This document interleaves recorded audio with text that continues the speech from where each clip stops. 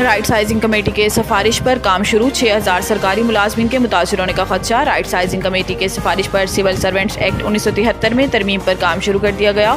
ذرائع کے مطابق کمیٹی کی سفارشات سے 60,000 تک سرکاری ملازمین متاثر ہو سکتے ہیں۔ متاثرہ افراد و اہلکاروں کی دیگر اداروں میں ایڈجسٹمنٹ کا پروگرام ترتیب دیا جا رہا ہے۔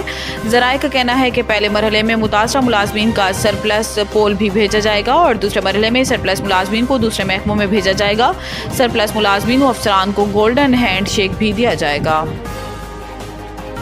روپوش مراد سعید کا وزیر اعلیٰ کے پی سمیت دیگر قیادت سے رابطوں کا انکشاف۔ 9 مئی سے روپوش پی ٹی آئی رہنما مراد سعید کے وزیر اعلیٰ خیبر پختونخوا الیمین گنڈاپور اور پارٹی قیادت سے رابطوں کا انکشاف ہوا ہے۔ پارٹی ذرائع کے مطابق مراد سعید روپوشی کے باوجود کے پی حکومت اور پارٹی کے اہم فیصلے کرنے والوں میں شامل ہیں، جن میں وزیر اعلیٰ الیمین گنڈاپور سمیت متعدد دیگر رہنما سابق وفاقی وزیر سے رابطے میں ہیں۔ پارٹی ذرائع کا کہنا ہے کہ روپوش مراد سعید نے عاطف خان اور شکیل خان کو عہدوں سے ہٹانے کی تحریک شروع کی، جبکہ مراد سعید نے ہی الیمین گنڈاپور کو شکیل خان کے معاملات پر سخت رد عمل دینے پر آمادہ کیا۔ پارٹی ذرائع کا مزید بتانا ہے کہ پی ٹی آئی کے پی کے پارلیمانی پارٹی میں اختلافات کے پیچھے بھی مراد سعید کا کردار ہے اور مراد سعید مخالف گروپ کی رہنما کی عمران خان سے ملاقات کرانے پر مشال یوسفزئی کو بھی ہٹایا گیا۔ واضح رہے کہ پی ٹی آئی رہنما مراد سعید کو 9 مئی کیسز میں اشتہاری ملزم قرار دیا گیا اور وہ تاحال روپوش ہیں۔ لاپتہ افراد کیس، سندھ پولیس نے لڑکی سمیت 5 لاپتہ شہریوں کا سراغ لگا لیا۔ رپورٹ پیش۔ سندھ پولیس نے کراچی سے لاپتہ 5 شہریوں کا سراغ لگا کر بازیابی سے متعلق رپورٹ عدالت میں جمع کروا دی۔ سندھ ہائی کورٹ کے جسٹس نعمت اللہ پھلپوٹو نے لاپتہ افراد کی بازیابی کے لیے دائر درخواستوں پر سماعت کی، جس سلسلہ میں سرکاری وکیل اور پولیس حکام عدالت پیش ہوئے۔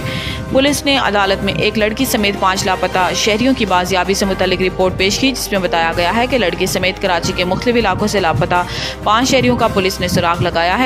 پولیس رپورٹ کے مطابق لڑکی تانیہ نے اپنی مرضی سے شادی کر لی، جبکہ لاپتہ شہری خادم حماد، عمیر، عزیز اور معیز گھر واپس پہنچ گئے۔